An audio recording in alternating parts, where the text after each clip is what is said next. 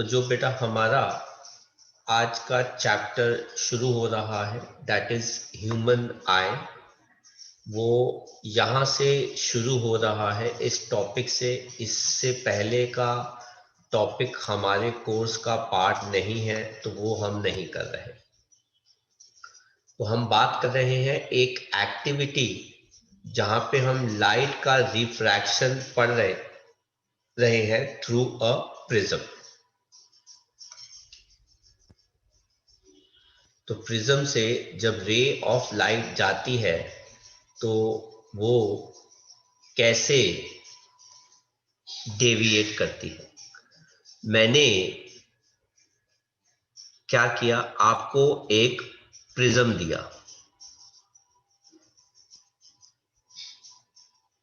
आपने एक white paper पे उस प्रिज्म का आउटलाइन स्ट्रक्चर ड्रॉ कर दिया। आपने उसके साइड्स मार्क कर दिए ABC, और इस एंगल को हम कहते हैं एंगल ऑफ प्रिज्म, जो हमारा क्या हो गया, एंगल A यहां पे। ठीक है, अब मैंने कहा कि इस प्रिज्म के ऊपर एक परपेंडिकुलर रे ड्रॉ करो। तो आपने इसके ऊपर एक परपेंडिकुलर रे ड्रॉ करी।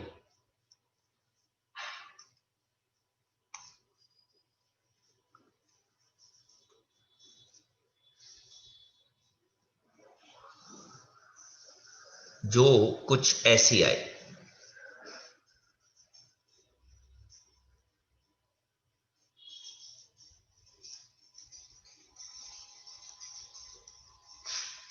अब आपने एक रे ड्रॉ करी जो इस पॉइंट को क्या करती है, मीट करती है। इस रे को हमने नाम दे दिया इंसिडेंट रे। हमने इस रे को क्या नाम दिया बेटा, इंसिडेंट रे। अब हमने क्या किया, इस रे के ऊपर दो पॉइंट्स मार्क कर दिए। कैसे, एक पिन लगा दिया हमने इधर, जिसको हम कहते हैं पिन 1,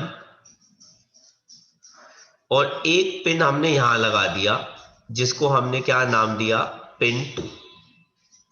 हमने इस प्रिज्म को दोबारा रखा और इस साइड से, हम इस साइड से इसको देख रहे हैं कि पिन 1 और पिन 2 कैसे एक दूसरे को ओवरलैप करते हैं, और उस ओवरलैप के बिहाफ पे हमने तीसरा पिन मार्क कर दिया,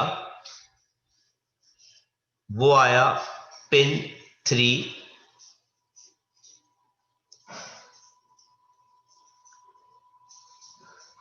एंड एक और पिन 4। अब हमने इन दो पिन्स को जब ज्वाइन किया तो ये प्रिज्म को इस पॉइंट पे मीट करते हैं, और हमने यहां पर एक और नॉर्मल ड्रॉ कर दिया N डैश। अब हमने इन दोनों रेस को क्या करा दिया, मीट करा दिया। ये वाली रे क्या बन जाती है, रिफ्रैक्टेड रे, और ये वाली रे हमारी क्या बन जाती है, एमर्जेंट रे। जैसा हमने प्रिज्म में किया था, स्लैब के अंदर वैसा ही इसी के अंदर आ रहा है। इस एंगल को सर जो एन है वो नॉर्मल है ना? हाँ जी बेटा, नॉर्मल।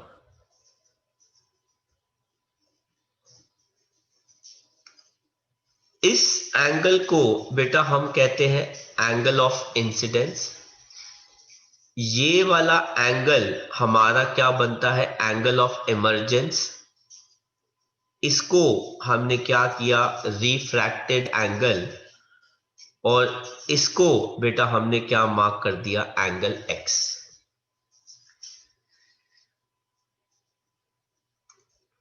अगर हम इस रे को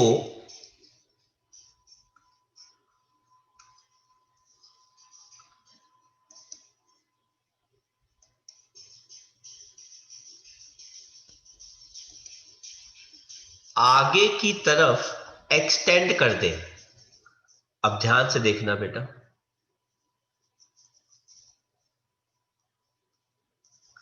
और इसको पीछे की तरफ एक्सटेंड कर दें, तो हमारा ये वाला जो एंगल आता है इसे हम कहते हैं एंगल ऑफ डेविएशन।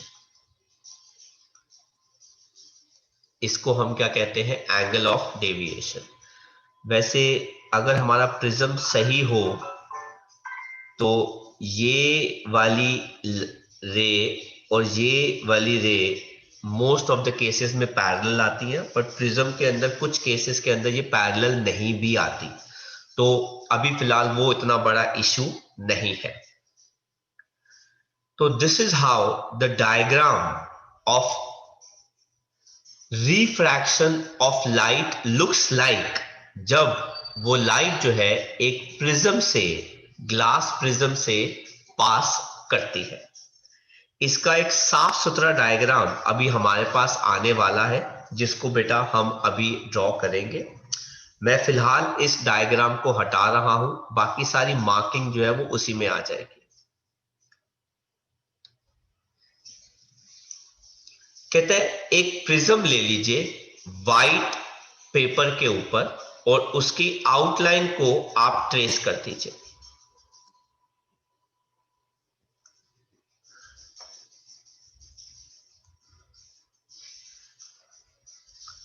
और उसके अंदर एंगल ऑफ प्रिज्म मार्क कीजिए एज एंगल ए।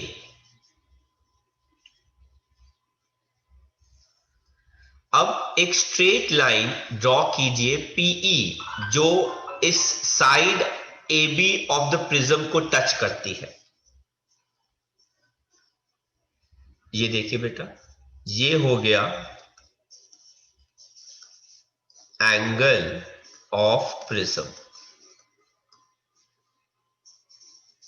ये हो गई साइड ए बी, और ये हो गया हमारा नॉर्मल, और हमने इसको टच कराया, और इस रे को हम क्या कहते हैं बेटा, इंसिडेंट रे।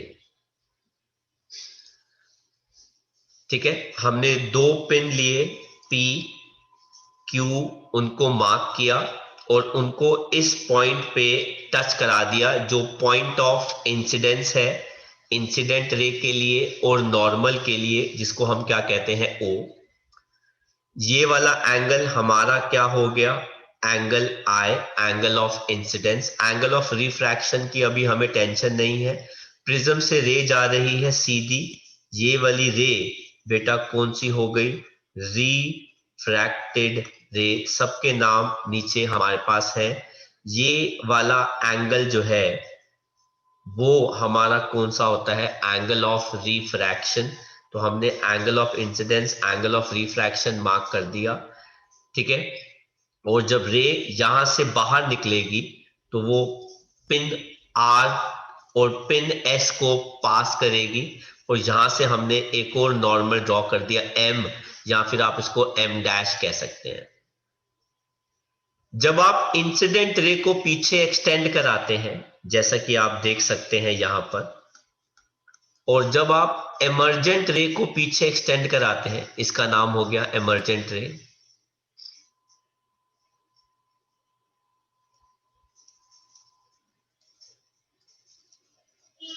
तो वो जिस पॉइंट पे मीट करती है वहां से जो ये एंगल आता है बेटा, इसको हम कहते हैं एंगल ऑफ डेविएशन।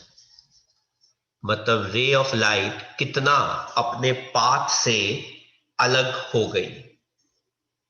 और हमने ये ऑब्जर्व किया है कि angle of incidence, angle of refraction, angle of deviation और इमर्जेंट एंगल के बीच में जो रिलेशन आता है वो ये होता है कि angle of prism plus angle of deviation angle of incidence plus angle of emergent के बराबर होता है। लेकिन हम इसको सॉल्व नहीं करेंगे, इसको डिराइव नहीं करेंगे, पर इसको हम इस एक्टिविटी से हमारे पास ये प्रूफ आता है। तो इससे हमें ये पता चलता है कि रे ऑफ लाइट जो है, 1 मिनट होल्ड करना बेटा। तो इस एक्टिविटी से हमें ये रिजल्ट मिलता है कि sum of angle of prism और angle of deviation is equal to sum of angle of incidence and angle of emergence, जो हमारा इस डायग्राम में पीछे एक्टिविटी के अंदर है। ठीक है, तो ये अगर हम होते क्लास के अंदर तो हम इसको और अच्छे से ढंग से करते। ठीक है, तो फिलहाल आप इस डायग्राम को ड्रॉ कर लीजिए जो ज्यादा जरूरी है। और इस डायग्राम को जब आप ड्रॉ करेंगे तो नीचे आप क्या लिखेंगे, angle of incidence plus angle of deviation is equivalent to angle of prism plus angle of deviation is equal to angle of incidence plus angle of emergence। तो ये कॉपी कर लीजिए। सर अगर हम इंसिडेंट रे और emergent को extend करते हैं तो मतलब वो जो एंगल फॉर्म जिस करेंगे, पॉइंट पे मीट करेगी, हाँ जी, वहां से जो एंगल निकलेगा उन दोनों लाइंस के बीच में, उसको हम एंगल ऑफ डेविएशन कहेंगे, जो मैंने यहां मार्क किया है। कहीं किसी और एंगल को आप मार्क मत कर दीजिएगा।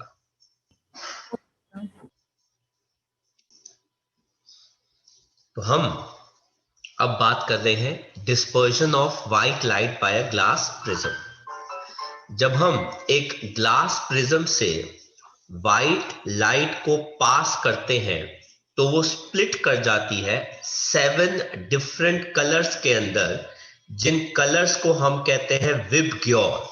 इन 7 डिफरेंट कलर्स को हम कहते हैं स्पेक्ट्रम। और इस फिनोमिना को, जिसके अंदर ये व्हाइट लाइट स्प्लिट कर जाती है 7 डिफरेंट कलर्स के बैंड में, उसको हम क्या कहते हैं, डिस्पर्जन ऑफ लाइट। ये काफी इंपॉर्टेंट है। इसके अंदर देखा जाता है रेड कलर जो है वो सबसे कम डेविएट करता है और वायलेट कलर जो है वो मैक्सिमम डेविएशन शो करता है। लेकिन सर ये कलर्स डिस्पर्स क्यों होते हैं? रीजन इनके बीच में ये होता है कि इनके डिस्टेंस ट्रैवल करने की क्षमता, जिसको हम क्या कहते हैं, वेवलेंथ, क्या होती है बेटा, डिफरेंट होती है। क्योंकि वायलेट की डिस्टेंस ट्रैवल करने की वेवलेंथ कम होती है और रेड की मैक्सिमम होती है, तो इस वजह से जिसकी वेवलेंथ ज्यादा होती है वो डेविएट कम होती है, और जिसकी वेवलेंथ, डिस्टेंस ट्रैवल करने की क्षमता क्या होती है, कम होती है, वो ज्यादा डेविएट करती है। और इस वजह से सबके एंगल्स डेविएशन के क्या होते हैं, अलग अलग होते हैं। पिछली वाली, 1 मिनट बेटा, पिछली वाली एक्टिविटी में हमने देखा था, हमने इसके अंदर सिंगल रे ऑफ लाइट ली थी। हमने क्या ली थी इसके अंदर, सिंगल रे ऑफ लाइट, या फिर हमने क्या कह सकते हैं, हमने एक पर्टिकुलर सिंगल क्या ली थी, वेवलेंथ। लेकिन व्हाइट लाइट सिंगल नहीं होती, उसके अंदर डिफरेंट डिफरेंट कलर्स के क्या होते हैं, मिक्सचर। वो 7 कलर्स क्या कहलाते हैं बेटा, विबग्योर। और ये नाम विबग्योर उनकी अरेंजमेंट के हिसाब से आता है।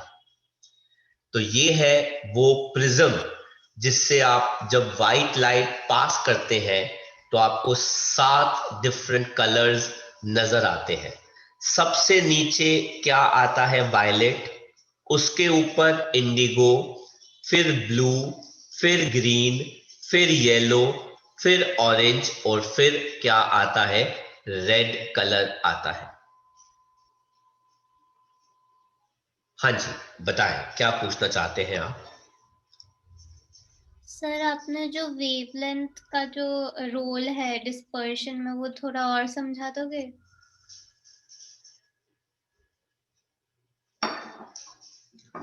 बेटा जैसे हम इंसानों के डिस्टेंस ट्रैवल करने की एक क्षमता होती है और वो क्षमता डिपेंड करती है हमारी एनर्जी कितनी है। अगर तो किसी के पास एनर्जी ज्यादा है तो वो ज्यादा दूर तक ट्रैवल कर सकता है, और किसी के पास अगर एनर्जी कम है तो वो कम दूरी तक ट्रैवल कर सकता है। ये हमारे लिए है, लेकिन लाइट के केस में उल्टा होता है। जिसकी एनर्जी ज्यादा होती है वो कम डिस्टेंस ट्रैवल कर सकती है, और जिसकी एनर्जी कम होती है वो ज्यादा डिस्टेंस ट्रैवल कर सकती है। तो लाइट जब कोई डिस्टेंस ट्रैवल करती है, क्योंकि बेटा लाइट वेव का फॉर्म है। देखो आप मैं जब कोई डिस्टेंस ट्रैवल करेंगे उसको हम कहते हैं लेंथ या फिर डिस्टेंस। लेकिन जब कोई वेव एक डिस्टेंस कवर करती है, तो एक लेंथ कवर करती है, तो बेटा उसको हम क्या कहते हैं? वेव लेंथ कहते हैं। तो आपका मेरा जो पाथ कवर्ड है उसको बेटा हम कहते हैं डिस्टेंस, लेकिन लाइट का जो पाथ कवर्ड होता है उसको बेटा हम क्या कहते हैं? Wave length. समझ में आ गया? आप वर्ड को स्प्लिट कर दो। वेव की लेंथ मतलब वेव की कितनी लेंथ है ट्रैवल करने की, वेव की कितनी क्षमता है लेंथ कवर करने की। तो उसमें रेड कलर की वेव लेंथ ट्रैवल करने की क्षमता जो होती है वो दूर तक होती है। लेकिन इसके अंदर वायलेट कलर की जो डिस्टेंस ट्रैवल करने की क्षमता जो होती है बेटा वो कम होती है। आपको पता है डेंजर सिग्नल कौन से कलर का होता है? रेड। क्यों? क्योंकि उसकी वेवलेंथ ज्यादा होती है। हाँ, डिस्पर्स नहीं होते। क्योंकि आपको दूर से ही पता चल जाए कि यहां पे खतरा है, इस वजह से। इसलिए डेंजर सिग्नल या स्टॉप के सिग्नल्स जो होते हैं बेटा वो रेड कलर के होते हैं। वो इस रीजन से कि आपको दूर से ही पता चल जाए कि भाई आपको रुकना है, इसके आगे आपको नहीं जाना। अगर हम ब्लू लगा देते या कोई येलो कलर लगा देते तो क्या होता? हम पास तक पहुंचते और पता लगता कि कलर येलो है, ओहो हो, ब्रेक मारो ब्रेक मारो, रुक जाओ रुक जाओ। नो, तो इट इज साइंस, इसलिए बेटा इसके पीछे रीजन है। तो रेड कलर की आपको कोई भी चीज दूर से नजर आ रही होगी, आपने देखा होगा एयरक्राफ्ट के नीचे भी रेड कलर के बल्ब होते हैं। आपने देखा होगा बिल्डिंग्स के जो टॉप होती हैं, जो टेरेस होते हैं, या टेरेस के ऊपर जो एंटीनास लगे होते हैं उसके ऊपर भी एक रेड कलर का छोटा सा बल्ब जल रहा होता है। वो ये सब इसलिए जल रहे होते हैं कि दूर से पता लग जाए अंधेरे में भी कि यहाँ पे एक ऑब्जेक्ट है, तो आपको इस ऑब्जेक्ट से दूर रहना है। सर हाँ फिर जी, रेड सबसे कम क्यों डिविएट कर रहा है? क्योंकि बेटा उसकी एनर्जी ज्यादा होती है, क्या कहते हैं, उसकी वेवलेंथ जो है, ठीक है ना, डेविएशन और वेवलेंथ। हालांकि हमने देखो फिजिक्स के अंदर हमने इन चीजों को ज्यादा अच्छे से स्टडी नहीं किया। अब रेड कलर की वेवलेंथ जो है, डिस्टेंस ट्रैवल करने की क्षमता ज्यादा है, तो वो अपने पाथ से कम डेविएट होता है। तो हमने क्या किया, अब दूर से समुद्र के अंदर एक जगह है जहां पे बहुत खतरा है। अब किसी भी सबमरीन को या शिप को या कैसे किसी भी जो स्विमिंग कर रहा है उसको कैसे पता चलेगा? तो हमने ना ओशन के, डीप ओशंस के पॉइंट्स के ऊपर पानी के रेड सिग्नल्स लगा रखे हैं कि भाई इसको आगे क्रॉस नहीं करना आपने। उसके रीजन है क्यों, क्योंकि ये अपने पाथ से, रेड कलर जो है वो अपने पाथ से डेविएट नहीं होता, मतलब ये जिस पॉइंट से निकलता हुआ आ रहा है ये उसी पॉइंट के आसपास ही होगा, लेकिन बाकी कलर जो होते हैं वो अपने पाथ से ज्यादा डेविएट हो सकते हैं, मतलब वो निकला किसी पॉइंट से और दिख या मिल किसी और पॉइंट पे रहा है। मैं आपको एक और एग्जाम्पल से समझाने की कोशिश करता हूं, जरा ये देखो बेटा, अगर मान लीजिए बेटा ये एक छोटा सा सोर्स है लाइट का और ये रेड कलर दे रहा है, तो ये रेड कलर जो है वो बहुत दूर तक जाएगा और हार्डली डेविएट करेगा। देखो मैं नीचे तक ले आया है ना, इसे कहते हैं डेविएशन, क्योंकि बीच में एटमॉस्फेयर भी तो है। लेकिन एक और सोर्स है, इस सोर्स ने वायलेट कलर प्रोड्यूस किया, तो मैं क्या कर रहा हूं, मैं ना कलर चेंज कर रहा हूं आपको समझाने के लिए, मैं वायलेट कलर ले आया। इसने यहां से कलर प्रोड्यूस किया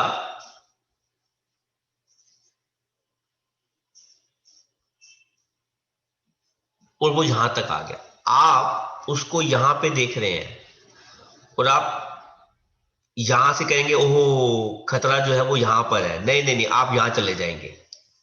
अरे भाई खतरा तो एक्चुअली इस साइड पर है, क्योंकि इसकी प्रॉब्लम क्या है वायलेट कलर की, वो डेविएट ज्यादा करता है क्योंकि उसकी वेवलेंथ कम है। लेकिन रेड कलर की वेवलेंथ जो है, अब देखो आप अगर यहां से आ रहे हो आपको पता है कि भाई इस लाइन में आगे जाके खतरा है, लेकिन यहां पर क्या हुआ, आपको लगेगा ओ खतरा इस लाइन में है, मैं अपना पाथ चेंज कर देता हूं। आप पाथ चेंज कर दोगे तो इसका मतलब आप कहां जा रहे हो, आप खतरे की तरफ जा रहे हो, डेंजर पॉइंट या डेंजर सिग्नल की तरफ जा रहे हो, आप ये दूर से फिगर आउट नहीं कर सकते। इसलिए हमने वो कलर चूज करना पसंद करते हैं जो अपने पाथ से डेविएट कम हो। आया कुछ पॉइंट समझ में क्लियर हुआ? Yes sir. तो इसकी और भी एप्लीकेशंस है जो अभी हमारे पास आएंगी, ठीक है। ये ग्लास प्रिज्म का फिनोमिना है जिससे हम व्हाइट लाइट पास करते हैं। ये है हमारे पास एक और छोटा सा एग्जाम्पल डेविएशन का, ठीक है, जिसमें आप देख सकते हैं कि हमने प्रिज्म लिया, उसमें से व्हाइट लाइट पास करी और प्रिज्म के बाद वो 7 कलर्स में स्प्लिट कर गई। इस 7 कलर्स के बैंड को हम क्या कहते हैं, विबग्योर या फिर स्पेक्ट्रम, एंड फिनोमिना को हम क्या कहते हैं, डिस्पर्जन ऑफ लाइट। तो आप जरा, अगर आप लोगों ने नोट्स की कॉपी निकाली, वैसे मैंने एक ग्रुप के अंदर नोट्स भेज दिए थे, तो अगर आपने नोट्स की कॉपी निकाल ली है तो ये जो चीजें जो मैंने बोल्ड की हैं इनको अंडरलाइन कर लेना। और dispersion of white light by a glass prism के अंदर ये वाला डायग्राम सबसे ज्यादा इंपॉर्टेंट है, छोटा वाला। तो मैं चाहता हूं कि ये जो व्हाइट वाला डायग्राम है आप फटाफट ड्रॉ कर लीजिए, कॉपी कर लीजिए। तो आगे बढ़ते हैं। डिस्पर्जन ऑफ लाइट हमने करा, रिकॉम्बिनेशन ऑफ स्पेक्ट्रम। अब इसाक न्यूटन जो हमारे साइंटिस्ट थे जिन्होंने ये एक्सपेरिमेंट जो है वो परफॉर्म किया था, सबसे पहले हमारे साइंटिस्ट थे जिन्होंने व्हाइट लाइट को स्प्लिट किया 7 कलर्स के अंदर। तो उन्होंने कोशिश करी कि चेक किया कि क्या ये 7 कलर्स फर्दर स्प्लिट हो सकते हैं। तो देखो अब उन्होंने क्या किया, उन्होंने पहला प्रिज्म लिया,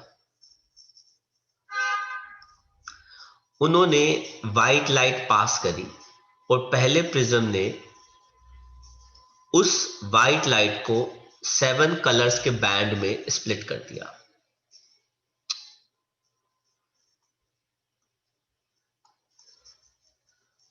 जिसको हमने क्या नाम दिया, विबग्योर। मैं आपसे एक और नॉलेज शेयर कर रहा हूं, आपको पता है वायलेट कलर के नीचे अल्ट्रावायलेट रेडिएशन होती है, यस सर। और रेड के ऊपर कौन सी होती है, इंफ्रारेड। इंफ्रारेड।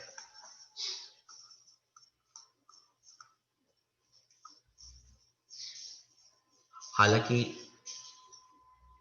ये हम सिंपली है, मतलब ये इतना सनलाइट इतना ही लाइट नहीं होती है, सनलाइट बहुत बड़ा स्पेक्ट्रम होता है, हम तो उसका बड़ा छोटा सा पार्ट पढ़ते हैं, ठीक है। फिर उन्होंने क्या किया, उन्होंने कहा कि अगर सिंगल प्रिज्म व्हाइट लाइट को 7 कलर्स में स्प्लिट कर रहा है तो क्यों ना मैं 2 प्रिज्म ले लूं। पहला प्रिज्म उस व्हाइट लाइट को 7 कलर्स में स्प्लिट कर देगा,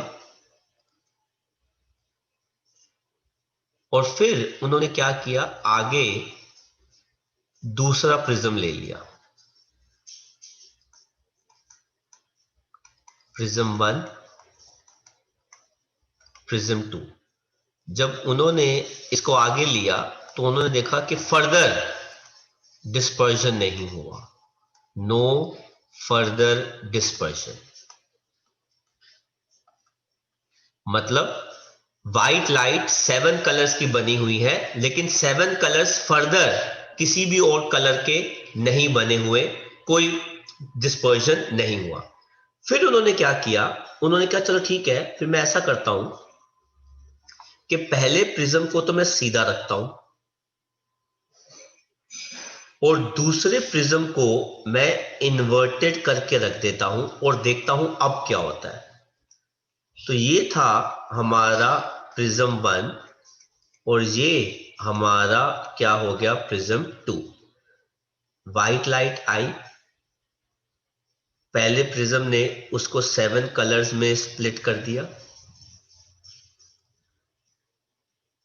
दूसरा प्रिज्म आया, उनको रिकंबाइन कर दिया।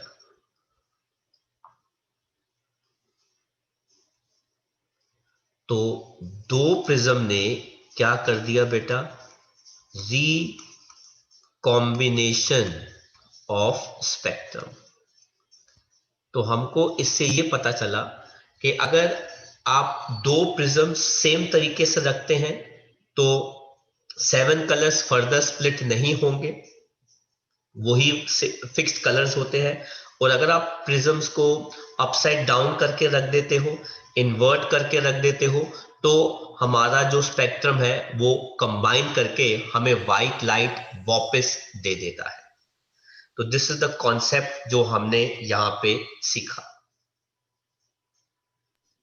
सर सीधा करने पे क्यों नहीं हुआ? बेटा क्योंकि फर्दर इन कलर्स को आप स्प्लिट नहीं कर सकते। रेड कलर किसी और कलर का नहीं मिक्सचर है, रेड कलर एक सिंगल कलर है, it is not a mixture of any other colour. मेरा मतलब था कि वो जो सीधा खड़ा करवाया उससे क्यों रिकॉम्बिनेशन नहीं हुआ? बेटा वो तो अगर आप प्रिज्म को सीधा रखते हो तो वो स्प्लिट करवाता है, लेकिन अगर आप उस प्रिज्म को अपसाइड डाउन कर दोगे तो उसको क्या कर देगा, वो रिकंबाइन करवा देगा। आया लॉजिक समझ में? जो सीधे प्रिज्म का काम है रेस को स्प्लिट करना, और उल्टे प्रिज्म का काम क्या होता है, उसको क्या करना, कंबाइन करना वापस। सर ऐसा क्यों होता है? बेटा उसके लिए आपको वही जो पहले प्रिज्म ने सेम इनवर्स कॉन्सेप्ट लगेगा। पहले प्रिज्म ने व्हाइट लाइट के अंदर जितने भी कलर्स थे उनको डिफरेंट वेवलेंथ के हिसाब से स्प्लिट कर दिया, और दूसरे प्रिज्म ने उन्हीं सब वेवलेंथ्स को आपस में दोबारा क्या कर दिया, कंबाइन कर दिया। क्योंकि पाथ पहले क्या हो रहा है, पहला पाथ है रेयर टू डेंसर, और बेटा दूसरा पाथ क्या है, फ्रॉम डेंसर टू रेयर। इस फिनोमेना ऑपोजिट की वजह से प्रोसेस जो है बेटा वो क्या हो गया, ऑपोजिट हो गया। तो एक सिंगल प्रिज्म से अगर आप व्हाइट लाइट पास करोगे तो बेटा वो उनको स्प्लिट करवा देगा, और अगर आप 7 कलर्स या डिफरेंट कलर्स को एक प्रिज्म से पास कराओगे तो बेटा वो उसको क्या कर देगा, रिकंबाइन कर देगा। दिस इज द कॉन्सेप्ट जो हम आपको बताना चाहते हैं। आया लॉजिक समझ Yes, में, sir. है ना?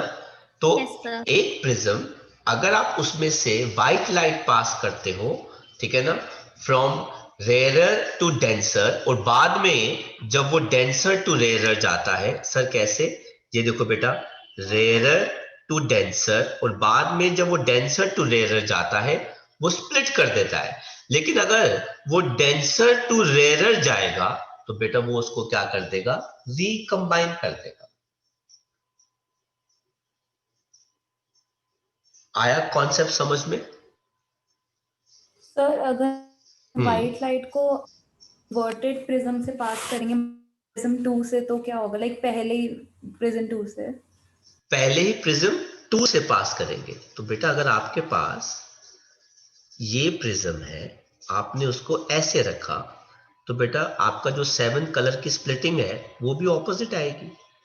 आप उसको ऐसे पास कीजिएगा, फिर आप उसको ऐसे पास करेंगे तो पाथ थोड़ा सा टेढ़ा हो जाएगा, पर अगर आप उसको ऐसे पास करेंगे वो ऐसे जाएगी, और बाद में व्हाइट लाइट जो है वो 7 कलर्स में स्प्लिट कर जाएगी। वही सेम कॉन्सेप्ट आ गया। सर बट लेकिन फिर अगर उल्टे प्रिज्म में वो स्प्लिट हो रहा है तो सीधे प्रिज्म में वो रिकम्बाइन क्योंकि नहीं बेटा हो रहा है? जब एक बार अगर वो स्प्लिट हो चुका है तो फिर वो कंबाइन करेगा, और अगर वो कंबाइन कर चुका है, अगर वो कंबाइंड है तो वो स्प्लिट करेगा। Okay sir. ये जो कॉन्सेप्ट होते हैं, ये प्रिज्म के किस एंगल पर लाइट फॉल करती है उस पे भी बहुत इंपॉर्टेंट महत्व होता है, इंपॉर्टेंस होती है, जो हमारे कोर्स का पार्ट नहीं है। हमने सिंपल इसको ऑब्जर्व करना है कि क्या क्या वेरियस ऑप्शंस हैं। हमारे पास दो चीजें मेन ऑब्जर्वेबल आई। एक, सिंगल प्रिज्म जो होता है व्हाइट लाइट को स्प्लिट करता है। सेम पोजीशन में दो प्रिज्म जो होते हैं व्हाइट लाइट को स्पेक्ट्रम के बाद फर्दर स्प्लिट नहीं कर सकते, क्योंकि व्हाइट लाइट 7 कलर्स की बनी हुई है, और वो जो 7 कलर्स है उनमें से कोई भी एक कलर किसी और पर्टिकुलर कलर का नहीं बना होता। ये नेचुरल कलर होते हैं। नेचुरल कलर में और आपके घर के अंदर पेंट्स जो होते हैं, जो आप ड्राइंग पेंट्स करते हैं, उनमें फर्क होता है, जमीन आसमान का फर्क होता है। उनको आप इनके साथ कभी भी मिक्स मत कीजिएगा। वो डिफरेंट कलर होते हैं, ये डिफरेंट होते हैं, ठीक है? जैसे आप अगर कलरिंग करते हैं तो आप रेड कलर उन कलर्स के मिक्सचर से बना सकते हैं, लेकिन आप नेचुरल रेड कलर नहीं बना सकते, वो फिक्स्ड कलर है। आप पिंक बना सकते हैं रेड नेचुरल कलर को और वाइट नेचुरल कलर को मिक्स करके, लेकिन आप पेंट्स जो आप करते हैं उसके अंदर आप कोई भी कलर बना सकते हैं। आपके कपड़ा जो रेड कलर का है वो रेड कलर का नेचुरली नहीं है, वो रेड कलर की उसके ऊपर डाई की गई है, तब वो रेड कलर का है। तो नेचुरल कलर्स में और पेंट्स में फर्क होता है, उनको मिक्स मत कीजिएगा, राइट? तो मैं ये डायग्राम्स हटा रहा हूं और फिर हम आगे बात करते हैं। वो कहते हैं न्यूटन ने एक और आइडेंटिकल प्रिज्म लिया और उसको फर्स्ट प्रिज्म के बाद रखा एंड ट्राई किया to split the different colours, but उन्होंने देखा कि कुछ नहीं हुआ। तो उन्होंने क्या किया, दूसरे प्रिज्म को इन्वर्ट कर दिया और बाद में ऑब्जर्व किया कि सारे कलर्स कंबाइन करके व्हाइट लाइट दोबारा दे देते हैं। तो ये है प्रिज्म 1 और प्रिज्म 2 का डायग्राम, जिससे हमने पहले केस में व्हाइट लाइट पास करी। ये आ गया हमारा प्रिज्म 1, ये आ गया हमारा प्रिज्म 2, और बाद में हमारे पास व्हाइट लाइट दोबारा आ गई। इसको आप ऐसे भी दिखा सकते हैं, and this process is known as recombination of spectrum. तो उन्होंने कंक्लूड किया कि angular dispersion produced by the first prism is equal and opposite to the angular dispersion produced by the second prism, इसलिए हमको व्हाइट लाइट रिसीव होती है दोबारा। और इससे न्यूटन को एक आइडिया मिला कि व्हाइट लाइट जो है वो 7 डिफरेंट कलर्स की बनी होती है, और any light which can give spectrum like sunlight, उसको भी हम क्या कहते हैं बेटा, व्हाइट लाइट कहते हैं। तो ये जो व्हाइट लाइट है ये सन की लाइट होती है, सन की लाइट को हम व्हाइट लाइट कहते हैं। और अगर कोई ऐसी लाइट है जो 7 कलर्स प्रोड्यूस कर रही है तो वो भी व्हाइट लाइट होगी। तो आपको कुछ कॉपी करना हो तो यहां से आप कॉपी कर सकते हैं। जो नेक्स्ट हमारा टॉपिक आता है इसके अंदर, दैट इज रेनबो, और ये इंपॉर्टेंट है, ठीक है, इसको इंपॉर्टेंट मार्क करना। किस टाइम पर आपको रेनबो नजर आता है? रेनी सीजन जब बारिश के बाद अगर बारिश के बाद, क्योंकि हवा में पानी की बूंदों का होना, वाटर ड्रॉपलेट्स का होना बहुत जरूरी होता है, क्योंकि ये वाटर ड्रॉपलेट्स जो होती हैं, ये जो वाटर ड्रॉपलेट्स होती हैं ये टाइनी प्रिज्म की तरह एक्ट करती हैं। ये वाटर ड्रॉपलेट्स क्या एक्ट करती हैं? टाइनी छोटे छोटे प्रिज्म, और प्रिज्म का काम होता है वाइट लाइट को, सनलाइट को स्प्लिट करना। कहते हैं rainbow is one of the best natural example light की डिस्पर्शन का। समटाइम्स आफ्टर या ड्यूरिंग रेनफॉल छोटी छोटी पानी की बूंदे एयर में सस्पेंड कर जाती हैं, जो छोटे छोटे प्रिज्म की तरह एक्ट करती हैं। जब सनलाइट फॉल करती है इन ड्रॉपलेट्स के अंदर तो वो क्या शो करती है? रिफ्रैक्शन पहले, और बाद में एक फिनोमिना जिसको हम कहते हैं इंटरनल रिफ्लेक्शन, पर इसका असली नाम होता है टोटल इंटरनल रिफ्लेक्शन। लेटर जब ये रेज इमर्ज करती हैं बाहर ड्रॉपलेट के, दैट इज हवा से, पानी से हवा में आती हैं, मतलब डेंसर टू रेरर मीडियम, ये शो करती हैं डिस्पर्जन, जिसकी वजह से रेनबो आता है। और एक आर्ट, अब आप देख सकते हो ना बेटा, देखो डिस्पर्जन हो रहा है, कलर क्या कर रहा है? बेंड कर रहे हैं, कलर जो है वो क्या कर रहे हैं? बेंड कर रहे हैं। कहता है जो आर्क आती है रेनबो की वो इन सच अ वे आती है कि blue is inside and red is outside the arc. And one special condition rainbow की ये होती है कि सन आपके पीछे होना चाहिए, तभी आप रेनबो देख सकते हैं, अदरवाइज आप रेनबो नहीं देख सकते। अब मैं आपको एक्सप्लेन करूंगा कि आप रेनबो कैसे देख सकते हो, लेकिन रेनबो एक्सप्लेन करने के लिए मुझे आपको एक फिनोमिना बताना होगा जिसका नाम है टोटल इंटरनल रिफ्लेक्शन। बेटा ये रिफ्रैक्शन नहीं है, ये क्या होता है? रिफ्लेक्शन। अच्छा अब देखो बेटा, मैंने मीडियम लिया, मैंने एक रे ड्रॉ करी, बेटा ये नॉर्मल है, ये डेंसर मीडियम है, ये रेरर मीडियम है, रे ऑफ लाइट आई डेंसर से रेरर में जाएगी, तो बताओ बेंड्स टूवर्ड्स द नॉर्मल और away from the normal? from the normal. हैं? Away from the normal. Bends away from the normal.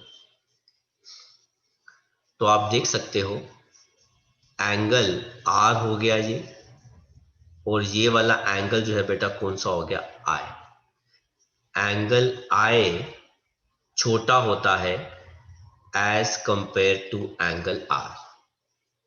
मैंने क्या किया, एंगल आई को इंक्रीज किया, मतलब मैं इस वाली इंसिडेंट रे को इस तरफ शिफ्ट कर रहा हूं, है ना, इंसिडेंट रे को मैं इस तरफ शिफ्ट कर रहा हूं। और करते करते मैंने क्या ऑब्जर्व किया कि एंगल ऑफ इंसिडेंस अगर इंक्रीज करेगा तो एंगल ऑफ रिफ्लेक्शन भी क्या करता है बेटा, इंक्रीज करता है।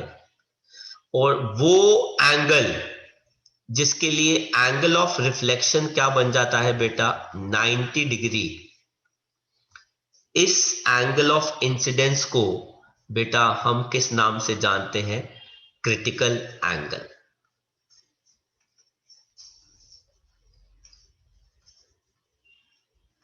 और इसको हम लिखते हैं IC। तो मेरा ये मानना है, मेरा ये कहना है, नॉट मानना है, कि अगर आप एंगल ऑफ इंसिडेंस इस डायग्राम में देखो, अगर आप एंगल ऑफ इंसिडेंस बढ़ाओगे इस डायग्राम के अंदर, अगर आप एंगल ऑफ इंसिडेंस इंक्रीज करोगे तो एंगल ऑफ रिफ्रैक्शन भी इंक्रीज करेगा। मैं रिफ्रैक्शन की बात कर रहा हूं और अभी मैं इसके अंदर रिफ्लेक्शन ले आऊंगा।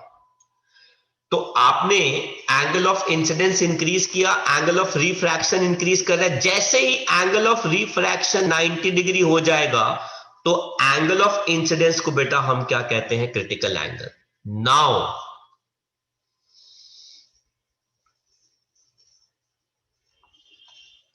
इफ आप एंगल ऑफ इंसिडेंस को इंक्रीज करके क्रिटिकल एंगल से बड़ा कर देते हैं तो रिफ्रैक्शन होने की बजाय क्या हो जाती है बेटा, रिफ्लेक्शन हो जाती है। मतलब वो रे उसी मीडियम के अंदर वापस आ जाती है।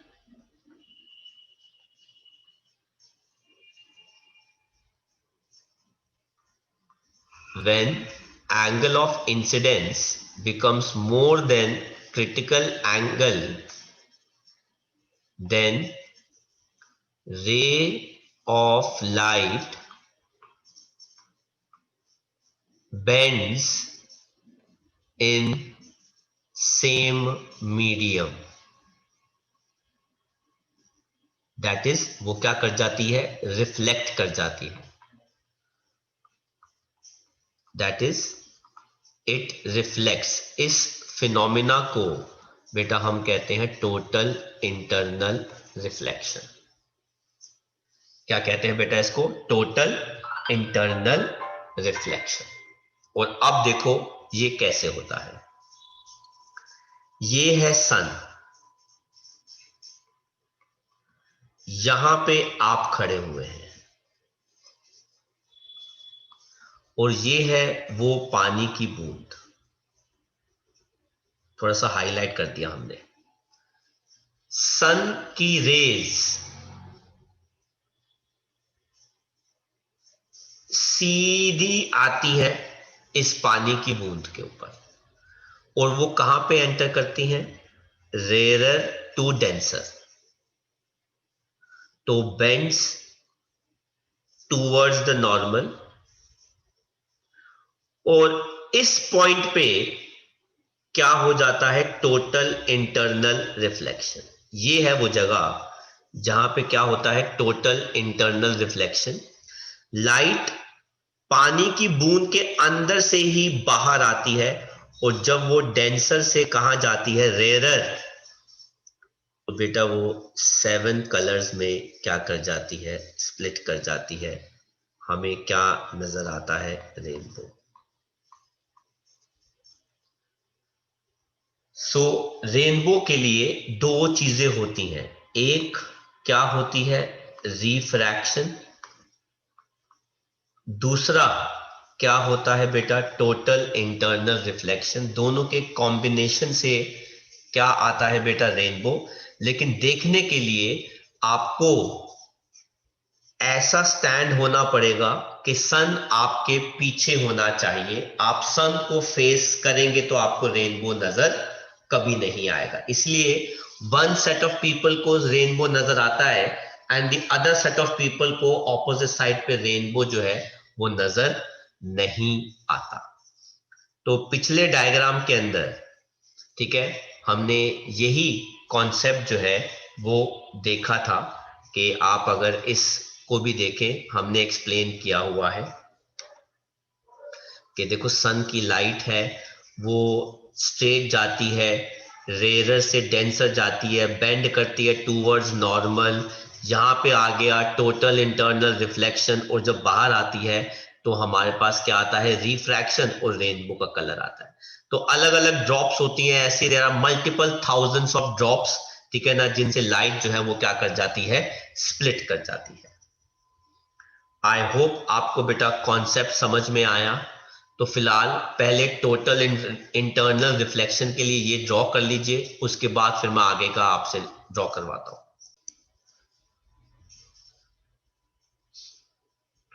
तो यहाँ पे हमारा रेनबो, ठीक है, और टोटल इंटरनल रिफ्लेक्शन खत्म हो गया। ये वाला टॉपिक एटमॉस्फेरिक रिफ्रैक्शन हम आज नहीं करेंगे, इसको हम नेक्स्ट क्लास के लिए रखते हैं, दैट इज ऑन मंडे, क्योंकि ये इंपॉर्टेंट है, अच्छा टॉपिक है, उसमें काफी सारे रीजन बेस्ड क्वेश्चंस हैं।